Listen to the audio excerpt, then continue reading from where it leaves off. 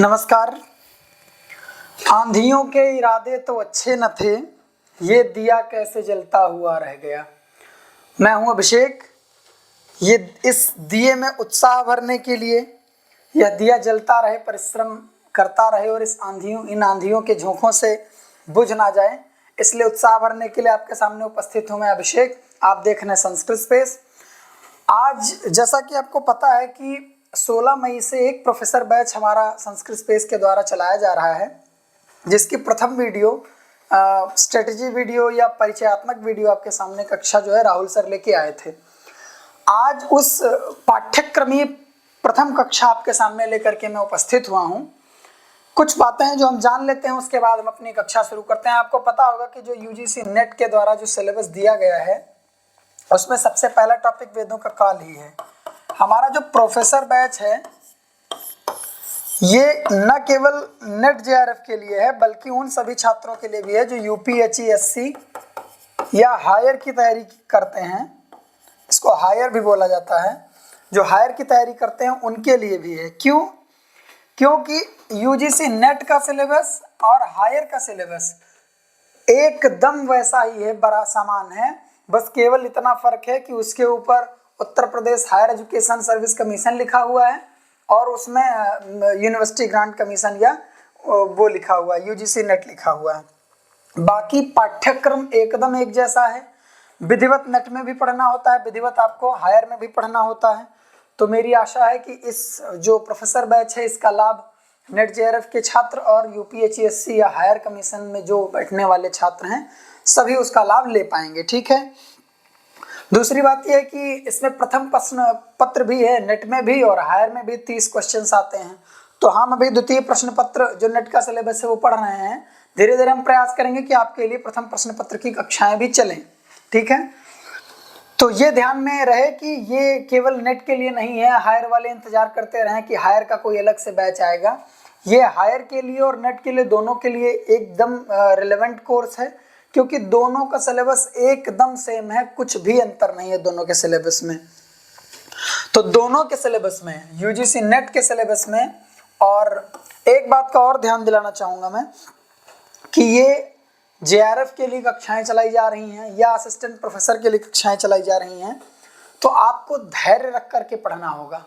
कक्षाएं लंबी भी चलेंगी, क्योंकि ऐसा नहीं है कि इसमें कोई बात छोड़ दी जाए। सीवीटी पीजी की तरह ऊपर ऊपर सतही ज्ञान नहीं पढ़ाना है, क्योंकि इसमें बहुत गूढ़ प्रश्न भी पूछे जाते हैं। सतही प्रश्न तो आप वैसे भी मास्टर्स कर चुके हैं, कर ही लेते हैं।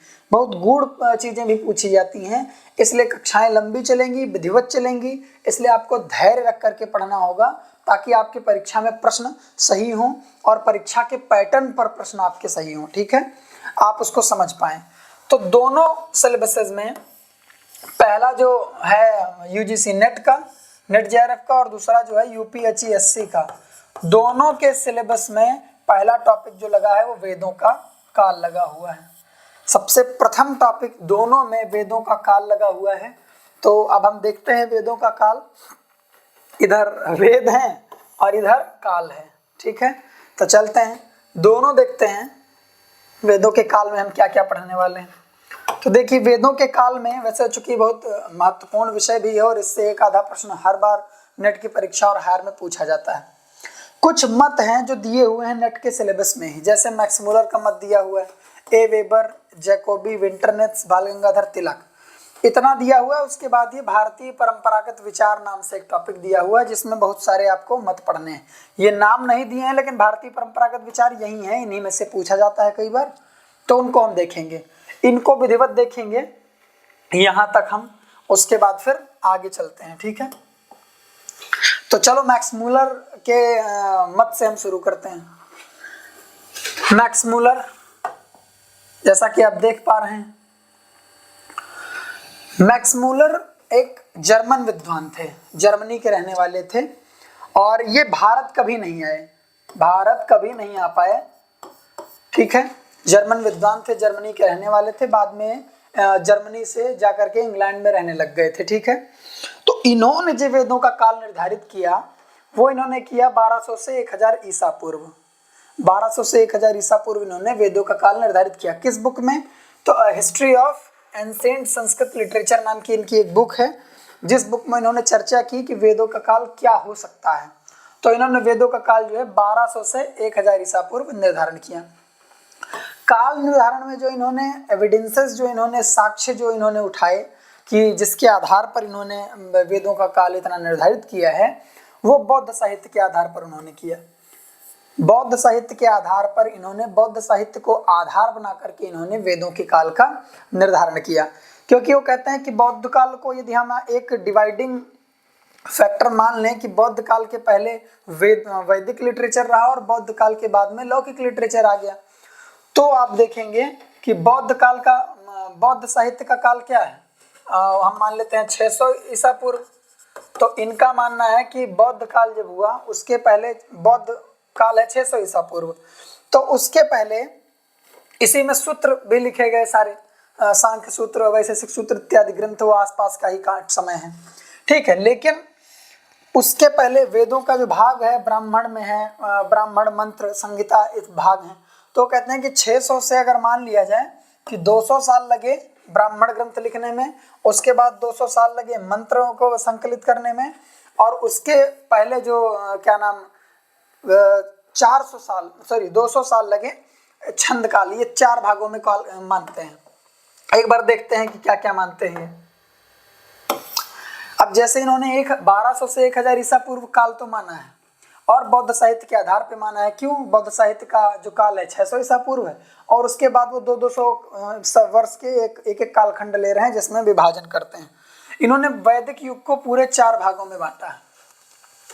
4 भागों में बांटने के बाद उन्होंने सबसे पहला काल रखा छंद काल, ठीक है, जहां पर मंत्रों को छंदबद्ध तरीके से पढ़ा जाता था और उनका संकलन किया गया था। तो 1200 से 1000 ईसा पूर्व मानते हैं ये छंद काल। प्रश्न पूछा गया है, ध्यान रखिएगा। उसके बाद 1000 से 800 ईसा पूर्व मानते हैं ये मंत्र काल, ठीक है। उसके बाद 800 से 600 ईसा पूर्व मानते हैं ब्राह्मण काल, और उसके बाद 600 से 200 ईसा पूर्व मानते हैं सूत्र काल, ठीक है। ये मानते हैं मैक्स मूलर। 4 भागों में विभाजन कर दिया उन्होंने और यहाँ रख लिया क्या, 600 ईसा पूर्व बौद्ध साहित्य मानते हैं। उसके बाद वो मानते हैं कि बौद्ध साहित्य के पहले जो वैदिक साहित्य की रचना हुई उनको लगभग उनकी रचना करने में 200 साल का टाइम लगा होगा, इसलिए उन्होंने 200 साल बढ़ा दिए, ठीक है। तो ध्यान आपको ये रखना है कि छंद काल का समय क्या है, मंत्र काल का समय क्या है, ब्राह्मण काल का समय क्या है और सूत्र काल का समय क्या है, और कितने भागों में मैक्स मूलर ने विभाजन किया है। ये सब बातें आपको याद रखनी है, ठीक है। यद्यपि अब मैक्स मूलर ने काल विभाजन तो कर दिया, लेकिन उन्होंने जब काल विभाजन किया उसके कुछ समय बाद उन्होंने अपनी एक बुक में, फिजिकल रिलीजन नाम की उनकी एक बुक है, और एक व्याख्यान माला के दौरान उन्होंने खुद ही निर्धारित किया कि, मतलब खुद ही उन्होंने बोला कि वेदों का काल निर्धारित कर पाना बड़ा मुश्किल है, इसलिए मैंने जो वेदों का काल निर्धारित किया है वो बहुत प्रामाणिक नहीं है और वेदों का काल निर्धारित कर पाना बहुत मुश्किल है। इसलिए मैंने यहाँ एविडेंस भी दे दिए हैं कि यद्यपि मैक्स मूलर ने अपनी पुस्तक जिफोर्ड व्याख्यानमाला में स्वीकार किया कि वेदों का काल निर्धारित नहीं किया जा सकता, और उनके द्वारा जो काल निर्धारित किया गया है वो एक तरीके से कल्पना है, काल्पनिक है, उसको प्रामाणिक न माना जाए, ठीक है। तो उन्होंने खुद से, अब यहाँ पर ध्यान देने वाली बात यह है कि उन्होंने खुद अपने मत का खंडन किया हुआ है। यदि परीक्षा में पूछ लिया जाए आपसे कि निम्नलिखित में से किसने मैक्स मूलर के मतों का खंडन किया है और उसमें एक नाम मैक्स मूलर भी हो, तो आपको ध्यान रखना है कि मैक्स मूलर वाला विकल्प भी सही होगा, ठीक है। तो ये कुछ प्रमुख बातें, काल तो जरूर याद रखना है, किस आधार पर किया वो भी याद रखना है, कितने विभाग किए वो भी याद रखना है, प्रत्येक का काल क्या है वो भी याद रखना है, ठीक है। ये बातें कुछ आपको ध्यान में रखती हैं। कई बार अभिकथन कारण दे करके पूछ लेगा कि अभिकथन 1 दे देगा कि मैक्स मूलर ने वेदों का काल 1200 से 1000 ईसा पूर्व निर्धारित किया है, उसके बाद कारण दे देगा कि मैक्स मूलर जर्मनी के निवासी थे, जर्मन विद्वान थे। अब कारण और अभिकथन का तो कोई संबंध नहीं, इसलिए कारण पहले वाले अभिकथन की सही व्याख्या तो नहीं करता है, लेकिन दोनों कथन सही हैं, मतलब अभिकथन और कारण दोनों सही हैं, क्योंकि वो जर्मन विद्वान ही थे, इंग्लैंड में बस रहते थे, वो जर्मन है, ठीक है। और ज्यादातर वेदों पर काम करने वाले जो आचार्य हैं सब देखिएगा जर्मनी के ही रहने वाले हैं, अभी आगे आएंगे। ए वेबर जो हैं ये भी जर्मन ही थे, ये भी जर्मनी के रहने वाले आचार्य थे, ठीक है। ए वेबर का मानना था कि वेदों का काल निर्धारित किया ही नहीं जा सकता है, क्योंकि जैसे आप देखते हैं, अगर अपनी भाषा में कहें तो जो ऋग्वेद के प्रथम मंडल का प्रथम सूक्त जो अग्नि सूक्त है, उसमें भी कह रहे हैं कि पूर्वे भी ऋषिभिरिड्यो, हमको पूर्व के ऋषियों के द्वारा जो पूज्य अग्नि है उसकी हम उपासना कर रहे हैं। तो पहले भी मतलब ऋषियों ने अग्नि की पूजा की है, उसके पहले भी परंपरा विद्यमान रही है। तो संकलन काल और उनकी रचना काल दोनों भिन्न भिन्न है। आप जब कहा जाए कि वेदों का काल 1000 से 1200 ईसा पूर्व या 5000 ईसा पूर्व है, तो उसका मतलब है कि वेदों का संकलन काल वो है एक तरीके से, क्योंकि वो परंपरा बहुत पहले से चली आ रही है। बस एक समय आया जहां पर लोगों ने संकलित किया, सारी शाखाओं के छात्रों को इकट्ठा किया और कहा कि भाई जो जो आपको याद है वो बता दो, एक जगह इकट्ठा कर लेते हैं। ये वैसा वैसा कुछ है, ठीक है। तो वेबर मानते हैं कि वेदों का काल निर्धारित करना बड़ा मुश्किल है। क्यों? कहते हैं कि हमारे पास इतने संसाधन नहीं है कि हम वेदों के काल तक पहुंच सकें। वो यही मानते हैं, कहते हैं कि हमारे पास वेदों के काल तक पहुंचने के पर्याप्त साधन ही नहीं है, तो हम इसलिए उसका काल निर्धारित कर कैसे सकते हैं, मतलब नहीं कर सकते हैं, ठीक है। उन्होंने लिखा भी कि any such of attempt defining the relic antiquity is absolute fruitless. वो कह रहे हैं कि जब हम किसी बहुत पुरानी वस्तु का जब हम एक काल निर्धारित करने जाते हैं ना, तो वो अंतिम में आपको फ्रूटलेस ही मिलेगा, उसका कोई फल नहीं मिलेगा आपको, क्योंकि वो इतनी पुरानी चीजें हैं, संसाधन है नहीं वहां तक पहुंचने के। तो जो भी हम निर्धारित करेंगे वो एक कल्पना ही होगी, इसलिए वो उसका निर्धारण करना ही। लेकिन वो ये मानते हैं, अपनी उन्होंने बुक में लिखा हिस्ट्री ऑफ इंडियन लिटरेचर में, वेदों का काल निर्धारित करना बड़ा मुश्किल है, उसको नहीं किया जा सकता है। लेकिन यदि कोई करने पे आ जाए तो निष्कर्ष चाहे जो निकले, पर निष्कर्ष यही होगा कि 1500 से 1200 ईसा पूर्व के बाद के तो नहीं ही हैं। मतलब वैसे तो निर्धारित करना ही बहुत मुश्किल है, ठीक है। वो कहते हैं कि वेदों का काल तो निर्धारित करना ही मुश्किल है, लेकिन यदि बहुत प्रयास किया जाए तो ये मान लो कि 1500 ईसा पूर्व के तो बाद के ही हैं वेद, पहले के ही हैं वेद, उसके बाद के नहीं हैं। कुछ भी कर लीजिए, वेदों का काल 1500 ईसा पूर्व के बाद का तो नहीं है साबित होगा, उसके पहले का ही साबित होगा। अब वो कुछ भी साबित हो सकता है, 3000 ईसा पूर्व भी हो सकता है, 4000 ईसा पूर्व भी हो सकता है। लेकिन उन्होंने ये डेडलाइन दे दी कि 1500 से 1200 ईसा पूर्व के बाद के वेद नहीं है, उसके पहले के ही हैं। अब उसके पहले के कितने पहले के हैं वो रिसर्च चलता रहेगा और निर्धारित होता रहेगा।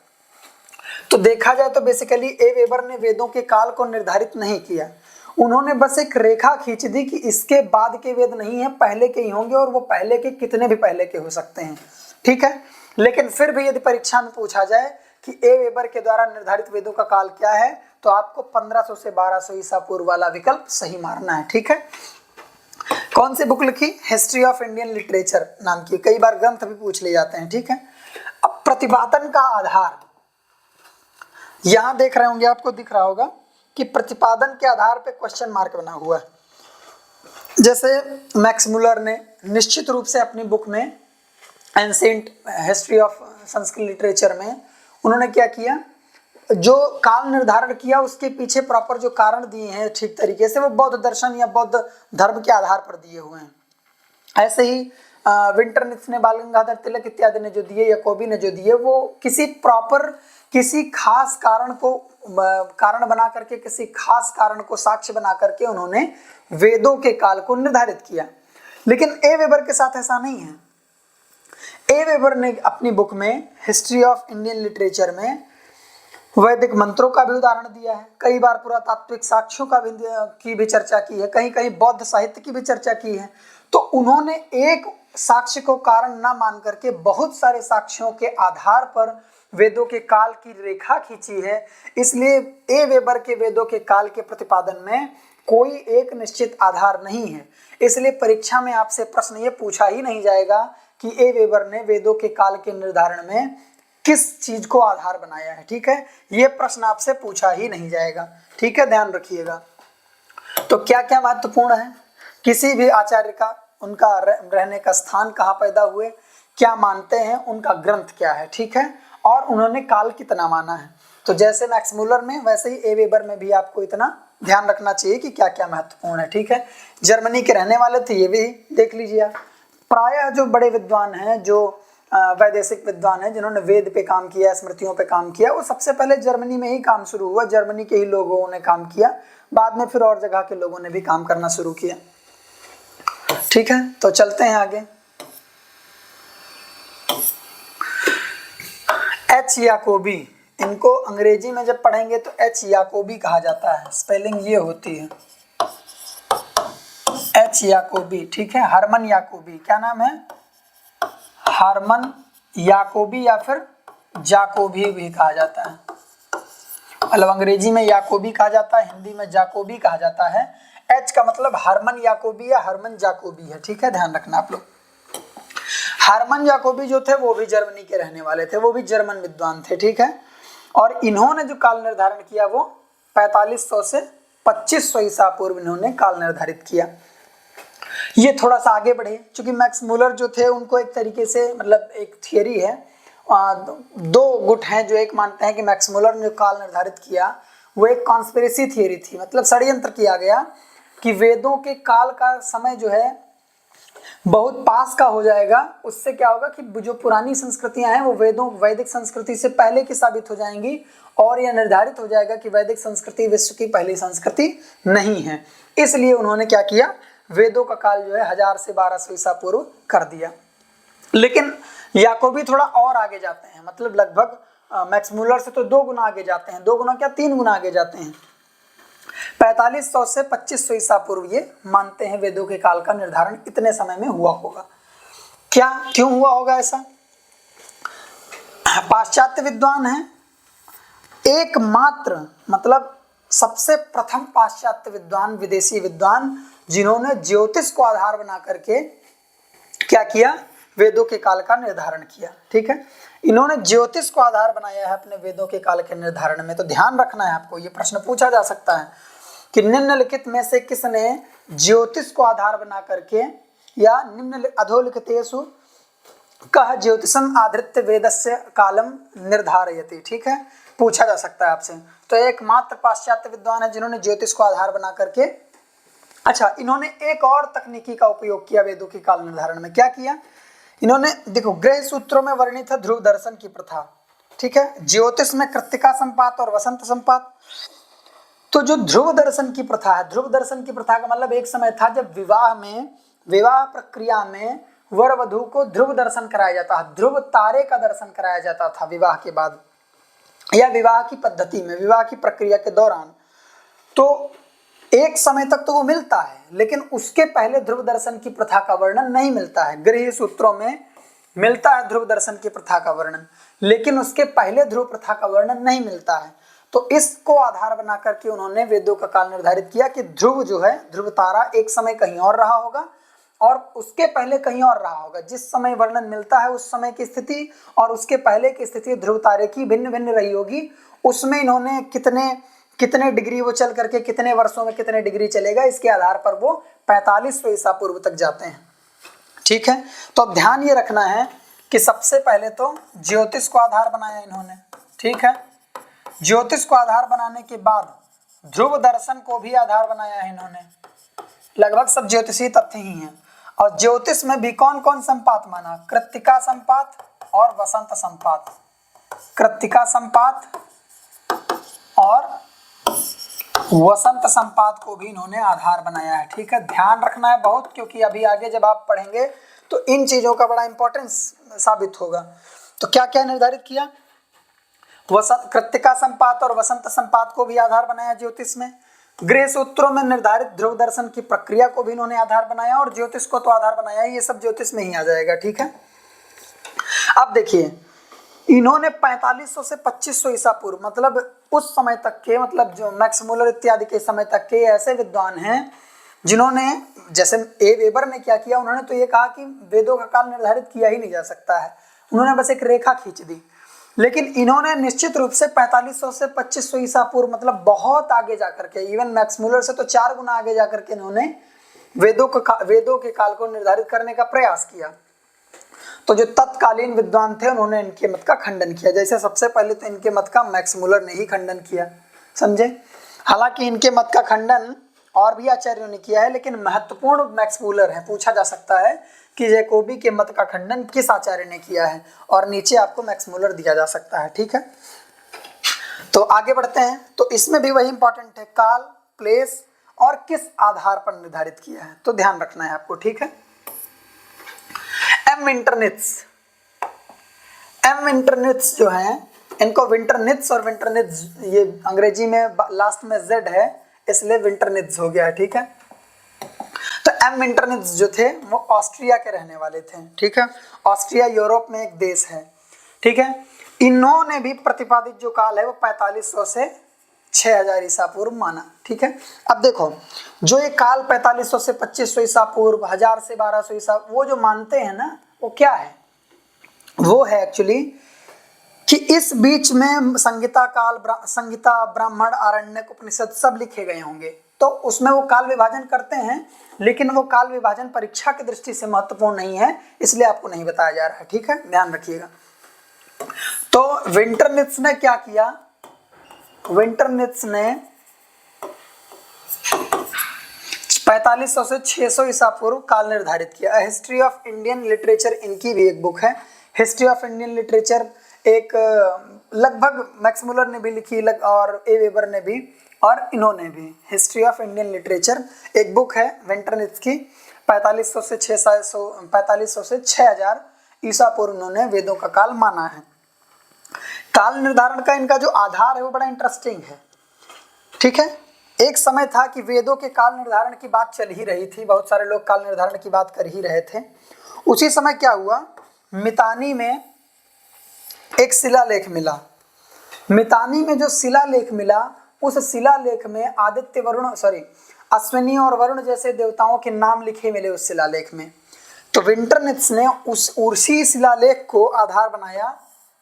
नाम तो लिखे मिले ही, नासत्य, अश्विनी कुमार और वरुण देवताओं के जो नाम मिले हैं, रुद्र के नाम मिले हैं, नाम तो मिले ही। जो भाषा साम्य है उस शिलालेख का, और संस्कृत में, ऋग्वेद में इत्यादि में जो वर्णित देवताओं के नाम हैं, उनमें बहुत भाषा का भी बड़ा साम्य है, और भाषा का साम्य तो है ही है, और शिलालेख में ऋग्वेदीय, वैदिक देवताओं के नाम प्राप्त होने के कारण इन्होंने जो काल निर्धारण किया वो लगभग 4500 से 6000 ईसा पूर्व चला गया।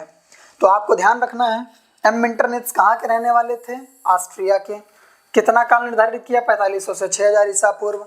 कहाँ लिखा है ये बात कहाँ लिखी है, a history of Indian literature में। काल निर्धारण क्या किया, मितानी का शिलालेख, ठीक है, ध्यान रखना है आपको। तो इनमें से कुछ भी पूछ ले भाषा साम्य, भाषा शास्त्र के आधार पे, तो आपको वही लगाना है, ठीक है। बुक्स भी याद रखिएगा, पूछ ली जाती हैं कई बार। अब यहाँ से शुरू होते हैं अपने भारतीय विद्वानों के मत, जो बड़े इंटरेस्टिंग भी हैं, ठीक है। देखते हैं, इसमें थोड़ा सा पीपीटी गड़बड़ हो गई है, देखते हैं आगे। बाल गंगाधर तिलक महाराष्ट्र में पैदा हुए, वहीं इनकी पढ़ाई लिखाई हुई, आप जान ही रहे हैं। इन्होंने भी प्रतिपादित काल जो है वो क्या माना है, लगभग 4000 से 2500 ईसा पूर्व इन्होंने माना है, ठीक है। क्या मानते हैं, 4000 से 2500 ईसा पूर्व मानते हैं। और ये किस बुक में, इनकी एक बुक है द ओरायन नाम की एक बुक है। इस बुक में इन्होंने प्रतिपादित किया कि वेदों का काल 4000 से 2500 ईसा पूर्व का रहा होगा। ये भारतीय विद्वान है, एकमात्र नहीं है, लेकिन ये प्रथम भारतीय विद्वान है जिन्होंने ज्योतिष को आधार बना करके काल निर्धारण किया। तो ध्यान रखना कि याकोबी ने भी ज्योतिष को आधार बना करके काल निर्धारण किया, बाल गंगाधर तिलक ने भी ज्योतिष को ही आधार बना करके काल निर्धारण किया है। अभी हम कुछ प्रश्न भी डिस्कस करेंगे जिसमें आपको पता चलेगा कि ये बार बार मैं क्यों दोहरा रहा हूँ, इसका इंपॉर्टेंस क्या है, आगे पता चलेगा, ठीक है। तो उसके बाद इन्होंने, बाल गंगाधर तिलक ने भी 4 भागों में विभाजित किया है वेदों के काल को, ठीक है। एक हो गया अदिति काल, दूसरा हो गया मृगशिरा काल, तीसरा हो गया कृत्तिका काल, और चौथा हो गया अंतिम काल। ये इसी को सूत्र काल भी कहते हैं। अब ध्यान रखने वाली बात यह है कि इन्होंने जो ज्योतिष के आधार पर काल निर्धारण किया, उसकी प्रक्रिया में वसंत संपात को ही आधार बनाया है, ठीक है। और वसंत संपात को आधार बनाया है, ये बात इसलिए इम्पोर्टेंट है क्योंकि याकोबी ने भी वसंत संपात को क्या बनाया है, आधार बनाया है। ठीक है, तो हम देख लेते हैं चारों को। कहते हैं कि अदिति काल में केवल कुछ स्तुतियों की और अच्छा, बाल गंगाधर तिलक में इंपॉर्टेंट बात यह है कि वो ये मानते हैं कि कुछ स्तुतियों की, पद्यों की और याग संबंधी विधियों की रचना इसमें हुई होगी। याग संबंधी विधि विधानों की चर्चा इसमें अदिति काल में सबसे पहले, और उसके बाद फिर ऋग्वैदिक या वैदिक जो है ऋग्वैदिक अधिकांश सूक्त इसमें आए। तो वो ये मानते हैं कि याग संबंधी विधियां और कुछ स्तुति संबंधी पद्य अदिति काल में रचे गए, और उसके बाद फिर मृगशिरा काल में ऋग्वैदिक लगभग अधिकांश सूक्त 4000 से 2500 ईसा पूर्व में रचे गए। इसीलिए वो वेदों का काल मृगशिरा काल को ही मानते हैं। ठीक है, किसको मानते हैं, मृगशिरा काल को मानते हैं। ये यहाँ पर लिखा है कि आर्य सभ्यता के लिए सबसे महत्वपूर्ण काल कौन सा है, तो ये मृगशिरा काल है। तो यदि आपसे पूछा जाए कि बाल गंगाधर तिलक के मत में आर्य सभ्यता के लिए सबसे महत्वपूर्ण काल कौन सा है, तो मृगशिरा काल है। पूछ लिया जाए घुमा करके कि बाल गंगाधर तिलक के मत में कौन सा काल वेदों का काल है, तो मृगशिरा काल ही वेदों के काल का निर्धारण इन्होंने किया है, क्योंकि वो मानते हैं कि वैदिक सूक्तों की, अधिकांश सूक्तों की रचना 4000 से 2500 ईसा पूर्व, जिसको मृगशिरा काल कहा जाता है, उसमें कर दी गई है। ठीक है, आपसे पूछा जा सकता है। फिर आता है कृत्तिका काल। कृत्तिका काल का काल है 2500 से 1400 ईसा पूर्व। इसमें वेदांग साहित्य की रचना हुई है, जो वेदों को समझने के लिए वेदों के अंगों की रचना हुई है, छंद कल्प इत्यादि को, उन सब की रचना, 6 वेदांगों की रचना और वेदांग साहित्य से संबंधित साहित्य की रचना कृत्तिका काल में हुई है। कहाँ हुई है, कृत्तिका काल में, मतलब 2500 से 1400 ईसा पूर्व में। उसके बाद आता है अंतिम काल। अंतिम काल ये सूत्र काल, क्योंकि सभी दर्शनों और सूत्र साहित्य की रचना इसी काल में हुई है, 1400 से 500 ईसा पूर्व में। तो सूत्र साहित्य में पाणिनि का अष्टाध्यायी भी आ जाएगा, षड्दर्शन और नौ दर्शनों के जो सूत्र ग्रंथ हैं वो सब भी इसी में आ जाएंगे। ठीक है, आपको ध्यान रखना है। अब इसमें ध्यान आपको ये रखना है कि काल निर्धारण क्या किया उन्होंने, उसके बाद उनके कुछ प्रमुख ग्रंथ भी हैं, आप देख लीजिए। एक तो द ओरायन मैंने बता ही दिया, उनके कुछ प्रमुख ग्रंथ हैं जो हमको देख लेने चाहिए। एक है the Arctic home in the Vedas, the Orion, और एक गीता रहस्यम। ध्यान ये रखना है कि बाल गंगाधर तिलक जी मानते हैं कि जो आर्यंस का मूल स्थान था वो कहाँ था, आर्कटिक पे, मतलब ध्रुवों पर था, ऐसा मानते हैं। उसमें खैर डिबेट है, चर्चा और हो सकती है, लेकिन यहाँ हम सिलेबस पढ़ रहे हैं इसलिए सिलेबस की बात करेंगे। तो देखिए क्या क्या हमें याद रखना है। एक तो बाल गंगाधर तिलक जी महाराष्ट्र के, मतलब इंडिया के थे। वेदों का काल उन्होंने कितना निर्धारित किया, 4000 से 2500 ईसा पूर्व। किस बुक में, द ओरायन में। किसको आधार बना के, ज्योतिष को आधार बना करके। क्या वसंत संपाद को भी उन्होंने आधार बनाया है। ठीक है, और 4 कालों में, 4 भागों में विभक्त किया है। तो प्रश्न ये भी बन सकता है कि निम्नलिखित में से किन 2 लोगों ने ज्योतिष को आधार बना करके काल का निर्धारण किया है, तो याकोबी के साथ बाल गंगाधर तिलक। ये भी पूछा जा सकता है कि कौन से 2 लोगों ने वेदों के काल को 4 भागों में विभक्त किया है। वो भी 2 लोग हो जाएंगे, एक तो हो जाएंगे मूलर, मैक्स मूलर, और एक हो जाएंगे तिलक जी। 2 लोग हो गए। ठीक है, किन 2 लोगों ने वसंत संपाद को आधार बना करके वेदों का काल निर्धारित किया है, तो याकोबी और बाल गंगाधर तिलक। आपको एक एक चीज याद होनी चाहिए, अच्छे से तैयार होनी चाहिए, तभी परीक्षा में प्रश्न आपके सही होंगे। ठीक है, आगे चलते हैं। भारतीय परंपरागत विचार जो आपके सिलेबस में विषय लगा हुआ भी है, उसको भी एक बार हम देख लेते हैं। ठीक है, क्या है, दर्शनों से शुरू करते हैं। सांख्य और योग वेद को अपौरुषेय और नित्य मानते हैं। ठीक है, पंक्ति क्या है, न पौरुषेयत्वात् तत्कर्तुः पुरुषस्य अभावात्। वेदों का कर्ता कोई पुरुष है नहीं। अब पुरुष के अभाव में वेद अपौरुषेय, मतलब वेदों का कर्ता कोई पुरुष नहीं है बल्कि ईश्वर है, और जब ईश्वर है तो कोई पुरुष नहीं होगा, तो पुरुष के अभाव में उस वेद को अपौरुषेय कहा जाता है। अपौरुषेय का मतलब जिसका कर्ता कोई पुरुष ना हो, पुरुष का मतलब कोई मनुष्य ना हो। ठीक है, मनुष्येतर भगवान है, अर्थात ईश्वर। ठीक है, सांख्य सूत्र में इसकी चर्चा आई है। मीमांसा तो वेद को अपौरुषेय और नित्य मानता ही है, क्योंकि मीमांसा वेद के वचनों को ही प्रामाणिक मानता है, और उसमें भी खासकर विधि वाक्यों को, क्योंकि जो विधि वाक्य से इतर है उस सब अर्थवाद है। ठीक है, अपौरुषेयम वाक्यम वेदा, ये पूर्व मीमांसक का मतलब मीमांसा, जो यज्ञ अनुष्ठान करने में भरोसा रखते हैं। ठीक है, उसके बाद आ जाते हैं वेदांत में भी। वेदांत भी वेद को अपौरुषेय और नित्य ही मानता है। शास्त्र योनित्वाद जो सूत्र है ब्रह्म सूत्र का, उसमें भी और उसकी टीका में भी, ब्रह्म सूत्र के टीका में भी आचार्य शंकर ने भी इस पे खूब चर्चा की है। तो शास्त्र का कारण कौन है? शास्त्र योनित्वाद का सामान्य अर्थ है कि शास्त्र का कारण है कौन? वो ब्रह्म। ठीक है। न्याय और वैशेषिक जो है वेद को पौरुषेय मानते हैं, लेकिन पौरुषेय मानने के साथ साथ ध्यान रखना, कर्ता मानते हैं पुरुष को, और वो पुरुष कौन है? ईश्वर। मतलब न्याय वैशेषिक वेद को पौरुषेय मानते हैं, और उस पौरुषेय वो इसलिए मानते हैं क्योंकि वो मानते हैं कि हर वस्तु का कोई ना कोई कारण होता है, हर कार्य के पीछे कोई ना कोई कारण होता है। जैसे घड़े के लिए मिट्टी, वैसे ही वेद क्या है? एक कार्य है, तो वो कार्य करने वाला कोई व्यक्ति होगा। लेकिन वेदों में जो ज्ञान राशि है वो किसी पुरुष मात्र से संभव नहीं है, मतलब मनुष्य मात्र से, इसलिए उसका कर्ता कौन है? ईश्वर है, और उसी ईश्वर को वो पुरुष शब्द से व्यवहार करते हैं। ठीक है। वो कैसा है? सर्वज्ञ है। तो ध्यान रखना कि न्याय और वैशेषिक क्या मानते हैं कि वेद जो है पौरुषेय हैं, लेकिन पौरुषेय तो हैं, लेकिन वो पुरुष कौन है? ईश्वर ही है। मतलब ईश्वर कृत है, लेकिन किसी के द्वारा किया गया है, इसलिए उसको पौरुषेय मानते हैं। ठीक है। यहाँ नीचे लिखा हुआ भी है कि पुरुष शब्द का ग्रहण वो पुरुष शब्द से वो ईश्वर अर्थ में पुरुष शब्द का व्यवहार करते हैं। वैशेषिक सूत्र में इसकी चर्चा आई है। ठीक है। तो ये कुछ मत दार्शनिक मत हो गए। अब आगे चलते हैं, देख लेते हैं। आचार्य यास्क भी वेदों को अपौरुषेय ही मानते हैं। क्यों? साक्षात्कृत धर्माणा ऋषयो बभूवुः, ये जो निरुक्त की पंक्ति है, वो कहते हैं कि जो ऋषि हुए हैं वो मंत्रों के दृष्टा हैं, मंत्रों के अर्थ को जानने वाले हैं। मंत्रों को उन्होंने रचा नहीं है, वो अपौरुषेय ही हैं, लेकिन उन मंत्रों के विभिन्न प्रकार के अर्थों को देखने वाले जो हुए वो कौन हुए? ऋषि हुए। तो साक्षात्कृत धर्माणा ऋषयो बभूवुः कह करके वो वेद की अपौरुषेयता को सिद्ध करते हैं। दयानंद सरस्वती जी वेदों का काल जो है सृष्टि के आरंभ से स्वीकार करते हैं। इस शब्द पे ध्यान दीजिएगा, सृष्टि के आरंभ से, सृष्टि के आदि से। तो ऋग्वेदादि भाष्य भूमिका में इसकी उन्होंने चर्चा भी की है। ठीक है। वेदों का काल वो किस आधार पर निर्धारित करते हैं? तो वेद मंत्रों को ही आधार बनाते हैं। तो पूछा जा सकता है कि वेद के मंत्रों को आधार बना करके कौन निर्धारित करता है?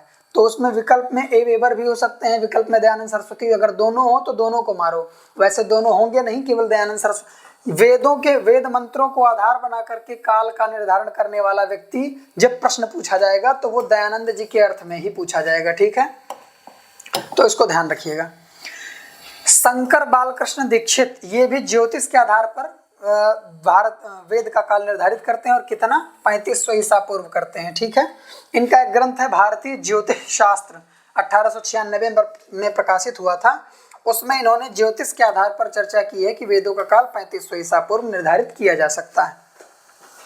आरजी भंडारकर जो बहुत बड़े विद्वान हैं, इनका नाम रिसर्च जगत में, शोध की दुनिया में नाम इनका चलता भी है, और एक रिसर्च इंस्टीट्यूट भी है आरजी भंडारकर करके। 6000 ईसा पूर्व उन्होंने काल निर्धारित किया। किस आधार पर? तो वेद मंत्र के आधार पर।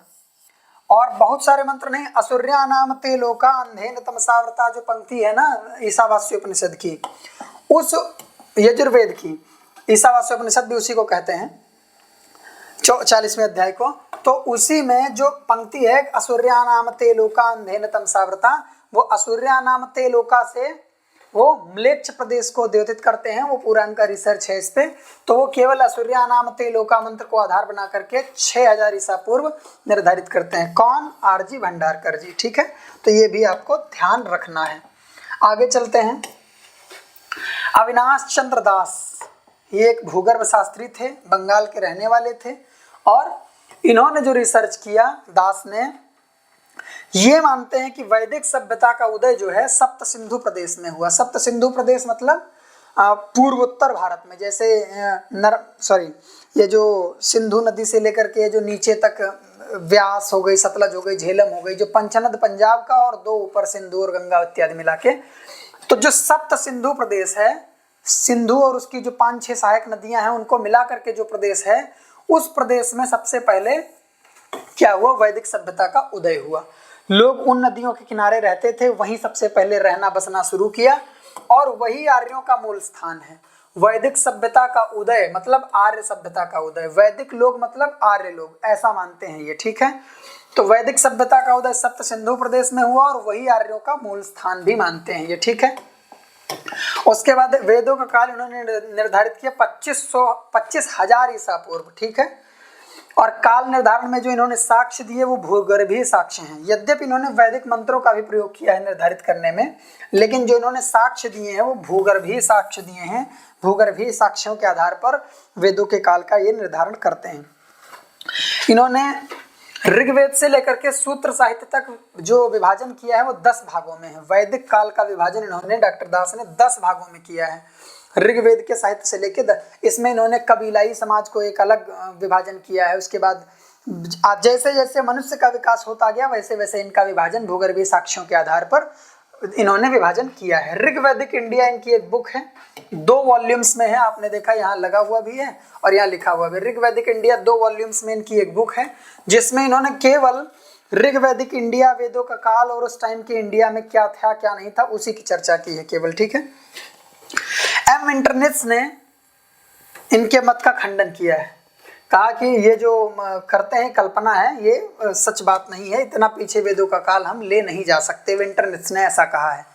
अभी हम एक बार पुनः देख लेंगे कि किसने किसके मत का खंडन किया है, ताकि आपको आइडिया लग जाए कि यदि प्रश्न आपसे पूछा जाए किसने किसके मत का खंडन किया है तो वो भी। अच्छा, आपको क्या क्या याद रखना है कि ये उदय कहाँ मानते हैं, कितना काल मानते हैं, साक्ष्य क्या दिए इन्होंने, बुक का नाम क्या है और किसने खंडन किया, ठीक है। ये कुछ प्रश्न है, प्रश्नों पर हम बाद में चर्चा करेंगे, पहले हम कुछ चीजें देख लेते हैं कि किसने किसके मत का खंडन किया है, ठीक है। जैसे यहाँ आप देखेंगे इसमें कि जैकोबी ने या जाकोबी ने या याकोबी ने, एच याकोबी, हरमन याकोबी ने जो काल निर्धारण किया है,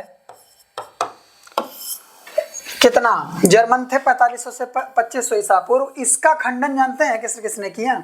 मैकडॉनल्ड, हिटनी और थिबॉत ने इनके मत का खंडन किया, लेकिन ब्यूलर यहाँ लिखा, ब्यूलर ने इनके मत की प्रशंसा की और कहा कि इन्होंने जो काल निर्धारित किया है वो उचित ही है, ठीक है। तो मैकडॉनल्ड, हिटनी और ध्यान रखना कि मैकडॉनल्ड ज्यादातर मैक्समूलर के मत का ही इन्होंने प्रचार प्रसार किया और उसी मत को इन्होंने माना। तो मैकडॉनल्ड मैक्समूलर का विरोध तो कभी कर ही नहीं सकते हैं, ये बात मान के चलो आप, ठीक है। लेकिन उसके बावजूद भी ध्यान रखना है कि हिटनी, थिबॉत ने भी इनके मत का खंडन किया है, ठीक है। कुछ मैक्समूलर की कुछ बुक्स हैं जो भी आपको ध्यान में रखनी चाहिए। इनकी एक बुक है the sacred book of east और India what can teach us, ठीक है। तो India what can teach us और 10 सेक्रेड बुक्स ऑफ ईस्ट, ये दोनों ग्रंथ इनके इंपॉर्टेंट हैं, पूछे जा सकते हैं। और एक ग्रंथ जिसमें इन्होंने निर्धारित किया history of ancient Sanskrit literature, वो तो है ही है, खैर, ठीक है, यही है। अब हम जो प्रश्न लास्ट में हमने दिए हैं उनको एक बार देख लेते हैं, ताकि इसी के आधार पर बनाए गए प्रश्न हैं और पिछली परीक्षा में पूछे गए प्रश्न हैं। तो आप एक बार देख लीजिए कि कौन कौन से प्रश्न पूछे गए हैं, कैसे आपको तैयारी करनी है। मैंने बस सामान्य से प्रश्न ही रखे हैं। 2017 की परीक्षा में पूछा गया द ओरायन ग्रंथस्य लेखकः का, तो मैंने आपको बताया कि द ओरायन जो है बाल गंगाधर तिलक की बुक है।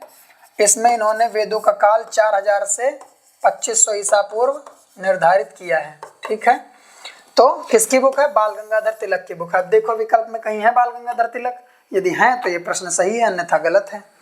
तो बाल गंगाधर तिलक, सी आपका विकल्प सही हो गया इसमें, ठीक है। फिर आता है, ये दिसंबर 2014 में पूछा गया था प्रश्न, ठीक है, लगभग पूछा ही जाता है हर बार कहीं ना कहीं। ज्योतिषम इति वैदिक काल निर्धारण से आधारः केन प्रतिपादितः, तो ज्योतिष के आधार पर किसने निर्धारण किया है? विंटरनित्स ने मितानी के शिलालेख पे, मैक्समूलर ने किया किस पे? ध्यान रखना कि मैक्समूलर ने बौद्ध साहित्य को तो आधार बनाया ही है, पर भाषा शास्त्र को भी आधार बनाया है। बौद्ध काल की भाषा और वैदिक काल की भाषा का एनालाइज करके उन्होंने उनको जो है स्क्रूटनाइज करके बाद में उन्होंने निर्धारित किया कि बौद्ध का साहित्य के पहले वैदिक साहित्य था, तो 200-200 साल बढ़ाते चले गए। और विंटरनित्स ने मितानी के शिलालेख और भाषा शास्त्र या भाषा साहित्य के आधार पर, कीथ ने भी वैदिक साहित्य को ही आधार बनाया है। हालांकि कीथ सिलेबस में नहीं लगे हैं इसलिए कोई मतलब ही नहीं है, तो वैसे ही गलत है। तो बचा एक बाल गंगाधर तिलक, तो बाल गंगाधर तिलक ने ही क्या किया? ज्योतिष को आधार बना करके किया है। ठीक है, बाल, अब देखिए प्रश्न मैंने जो कहा था कि चारों भाग भी आपको याद रखने हैं, वो भी बाल गंगाधर तिलकेन मृगशिरा काले ऋग्वेदस्य अधिकांश मंत्राणाम रचना स्वीकृतमस्ति अधोलिखितेषु मृगशिरा कालः वर्तते। कह रहे हैं कि बाल गंगाधर तिलक ने मृगशिरा काल में वेदों का काल माना है, लेकिन वो मृगशिरा काल कब से कब तक मानते हैं? तो 6000 से 4000 ईसा पूर्व क्या मानते हैं? 6000 से 4000 ईसा पूर्व मानते हैं वो अदिति काल। क्या मानते हैं? अदिति काल, याद रखना। 4000 से 2500 मानते हैं क्या? मृगशिरा काल। ठीक है, मृगशिरा काल। 2500 से 1400 ईसा पूर्व मानते हैं कृत्तिका काल। ठीक है, कृत्तिका काल। और उसके बाद 1400 से 500 क्या मानते हैं? सूत्र काल या अंतिम काल। सूत्र काल या अंतिम काल। अंतिम काल ही लिखा मिलता है, उसमें सूत्र साहित्य की रचना हुई, इसलिए उसे सूत्र काल भी कहते हैं। तो हमारा मृगशिरा काल क्या हो गया? बी ऑप्शन सही हो गया। ठीक है, ये Uttar Pradesh higher education service commission में यूपीएचएससी, जिसको हायर कहते हैं, हायर भी कहते हैं, 2021 में जो परीक्षा हुई, उस परीक्षा में यहाँ से प्रश्न पूछा गया है कि कयो ऋग्वैदिक काल, ऋग्वैदिक काल, यहाँ पर काल है, ऋग्वैदिक काल निर्धारणाय तर्काः समानाः, मतलब किन दो लोगों के वेद के काल निर्धारण में तर्क समान है। मतलब तो अब देखते हैं, बाल गंगाधर तिलक ने किसको माना? ज्योतिष को। जैकोबी ने किसको माना? ज्योतिष को। तो देख लेते हैं, जैकोबी ने माना ज्योतिष, तिलक माने ज्योतिष, एक ही है, तर्क समान है। जैकोबी ने माना ज्योतिष, वेबर ने माना, वेबर ने ज्योतिष को नहीं माना है, लिटरेचर माना है, वैदिक मंत्र माने हैं और भाषा शास्त्र माना है, तो ये गलत हो गया। विंटरनित्ज ने मितानी का शिलालेख, गलत हो गया। मैक्स मूलर ऑलरेडी तिलक बौद्ध साहित्य, ये भी गलत हो गया। तो हमारा विकल्प क्या सही हो गया? कयोः तर्काः समाना, किसके तर्क समान है? तो जैकोबी और तिलक के। क्यों? क्योंकि दोनों ने ज्योतिष को ही आधार बना करके वेदों का काल निर्धारित किया है। ठीक है, इसीलिए आपको याद रखना है कि किसने तर्क समान दिए हैं। वसंत संपात का तर्क समान दिया है, ध्रुव दर्शन का तर्क तो खैर विशेष दिया है उन्होंने, याकोबी ने, लेकिन वसंत संपात हो गया, ज्योतिष हो गया। कालों का विभाजन किसने समान भाग में किया? मैक्स मूलर ने 4 भाग में, तिलक ने भी 4 भाग में। तो ये सब याद रखना है। किम, अब देखना, प्रश्न समझने की कोशिश करिए। कई बार लोग गलती कर देते हैं इन सब चीजों को समझने में, खासकर ऐसी गलतियां उनके साथ होती हैं जिनकी भाषा थोड़ा कमजोर होती है, संस्कृत। लिखा है अधोलिखितेषु किम असत्यम कथनम अस्ति, सत्यम नहीं है ये, क्योंकि माँ तो हलंत होता है, उसमें आ मिल गया तो माँ पूरा हो गया, तो किम असत्यम अस्ति लिखा हुआ है। ठीक है, अब देखते हैं कौन सा गलत है इसमें।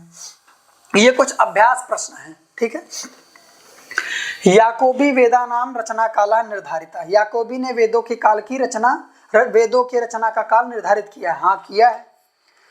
मैक्स मूलर वेद काला 1200 ईसा पूर्व इति स्वीकृतवान, मैक्स मूलर ने वेद का काल 1200 ईसा पूर्व स्वीकृत किया। हाँ, किया है भाई, 1000 से 1200 ईसा पूर्व।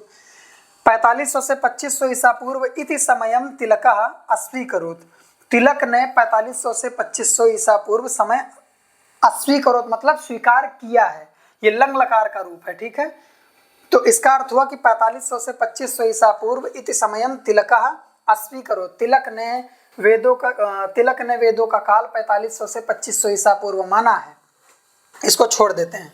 मैक्स मूलर स्वमतस्य खंडनम अकरोत्, मैक्स मूलर ने अपने ही मत का खंडन किया। हाँ, सही है। तो पहला सही, दूसरा सही और चौथा सही। तो गलत कौन सा? तीसरा। क्यों गलत? क्योंकि तिलक ने वेदों का काल 4500 से 2500 ईसा पूर्व नहीं माना है, उन्होंने माना है 4000 से 2500 ईसा पूर्व। क्या माना है?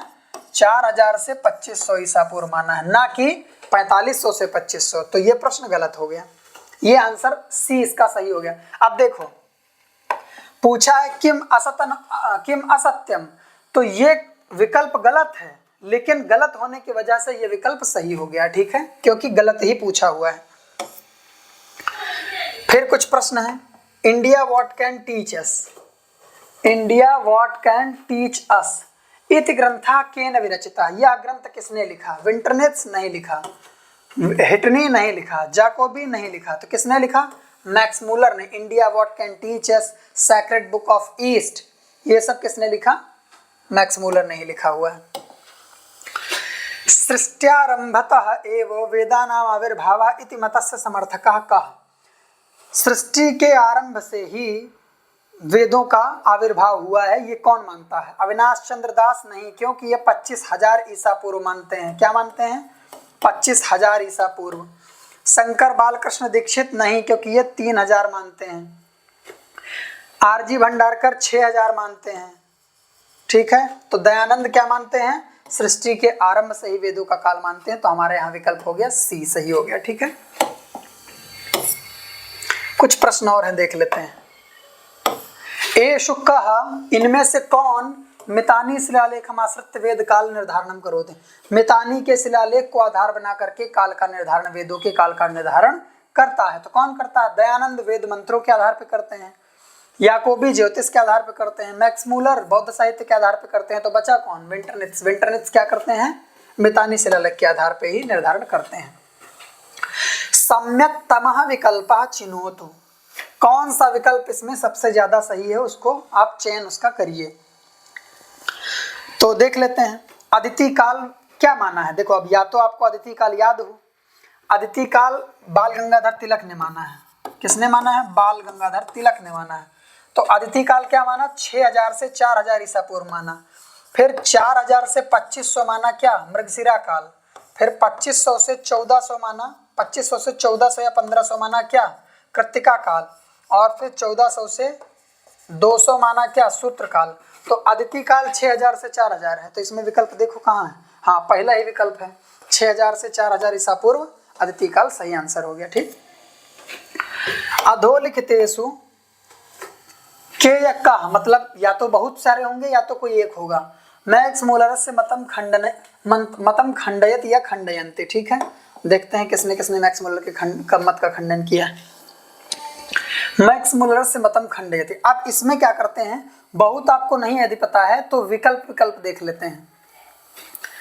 ठीक है, जैसे मैकडॉनल्ड तो मैक्स मूलर के मत का ज्यादातर क्या करते हैं? समर्थन ही करते हैं। तो ये तो खंडन नहीं करते होंगे ऐसा मान लो, क्योंकि मैकडॉनल्ड जहां है वहां आप मान लो कि वो मैक्स मूलर के ही समर्थक हैं, खंडन नहीं किए होंगे। तो ए विकल्प जिन जिन में है उसको तो काट ही दो। तो ए यहाँ भी है, काटो इसको। ए यहाँ भी है, काटो इसको।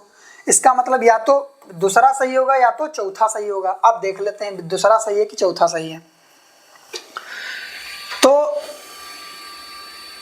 ब्लूमफील्ड करते हैं, हुटनी करते हैं। ठीक है, तो सी और डी तो करते हैं। मान लो मुझे इतना नहीं पता है कि सी और डी तो करते हैं, तो कैसे एलिमिनेट करेंगे क्वेश्चन को नेट में? जब ऐसे कई विकल्प वाला दे दिया जाए प्रश्न, तो कैसे एलिमिनेट करते हैं कि मैकडॉनल्ड तो इनकी प्रशंसा ही करते हैं, तो ये तो नहीं होंगे, तो ए वाला ऑप्शन हमने एलिमिनेट कर दिया। अब या तो ये सही होगा या तो ये सही होगा। अब हमको ये पता है कि व्हिटनी और ब्लूमफील्ड ने इनके मत का समर्थन किया, मत का खंडन किया है। तो अब मत का खंडन किया है तो सी और डी वाला विकल्प देखते हैं। सी और डी यहाँ है, सी और डी यहाँ नहीं है। इसका मतलब ये है कि बी वाला विकल्प सही हो गया। ठीक है, एक और प्रश्न है, देख लेते हैं। मेरे ख्याल से अंतिम प्रश्न होगा। तिलक महोदयन निर्धारित वेद काल संदर्भे किम असत्यम। तिलक ने जो वेदों का काल निर्धारित किया है उसके विषय में किम असत्यम पूछ रहा है। कौन सा विकल्प गलत है? ठीक है, किम असत्यम। तो देखते हैं, अब फिर से इसमें एलिमिनेट ही करना पड़ेगा। तो देखते हैं। ध्रुव दर्शन से अवधारणा स्वीक्रियते नहीं, क्योंकि ध्रुव दर्शन कौन मानता है? याकोबी मानते हैं। तो ए जिसमें है उसको हटा दो। ए है, ये गलत है। 3 विकल्प बचे आपके पास। कृत्तिका मृगशिरा संपातम अवलंबते। कृत्तिरा और मृगशिरा का संपात को अवलंबन करते हैं। तो कृत्तिका संपात भी माना है, इसीलिए कृत्तिका काल निर्धारित किया है। मृगशिरा संपात भी माना है, इसलिए मृगशिरा संपात भी स्वीकार किया है। ध्यान ये रखना है कि अदिति काल जो ये मानते हैं, अदिति काल जो ये मानते हैं, वस्तुतः उसका नाम होना चाहिए था पुनर्वसु संपात या पुनर्वसु काल। समझे? पुनर्वसु काल। क्यों? क्योंकि अदिति काल में पुनर्वसु संपात हुआ है, और फिर मृगशिरा काल में मृगशिरा संपात, फिर बाद में कृत्तिका काल में कृत्तिका संपात। ठीक है, इसलिए अगर पूछ लिया जाए कि अदिति काल को और किस नाम से जाना जाता है, तो पुनर्वसु काल के नाम से। यह पूछ लिया जाए इनमें से किसने पुनर्वसु काल स्वीकार किया है, तो तिलक ने ही किया है, कंफ्यूज मत होइएगा। तो कृत्तिका और मृगशिरा काल इन्होंने स्वीकार किया है। पुनर्वसु संपातम आश्रयति मैंने अभी बता दिया, तो ये भी सही है। वैसे ये प्रश्न करने में कठिनाई होती है आपको, ये गलत कर देते आप, लेकिन ये सही है, ठीक है।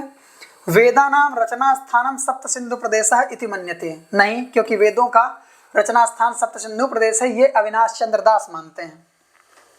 वेदांग साहित्यस्य विधानम मृगशिरा काले बभूव, वेदांग साहित्य की रचना मृगशिरा काल में हुई, नहीं, बिल्कुल गलत है, क्योंकि वेदांग साहित्य की रचना सूत्र साहित्य मतलब अंतिम काल में हुई है, तो ये भी गलत हो गया। तो अब ए और डी ई गलत है, तो ए और ई वाले ऑप्शन देखो कहाँ कहाँ है। तो ए इसमें है और ए कहीं है, ये नहीं, ई इसमें है। हमसे पूछा है असत्यम, तो जो असत्य होगा वही सही होगा, ठीक है।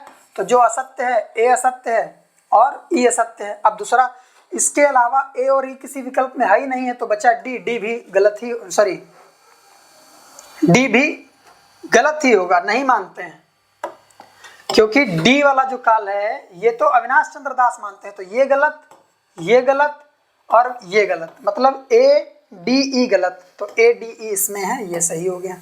वेदानाम निर्धारणम स्वलिखित ग्रंथे द ओरायन, इस ग्रंथ में किया है, हाँ सही है, तो ई एफ भी सही हो गया, ठीक है।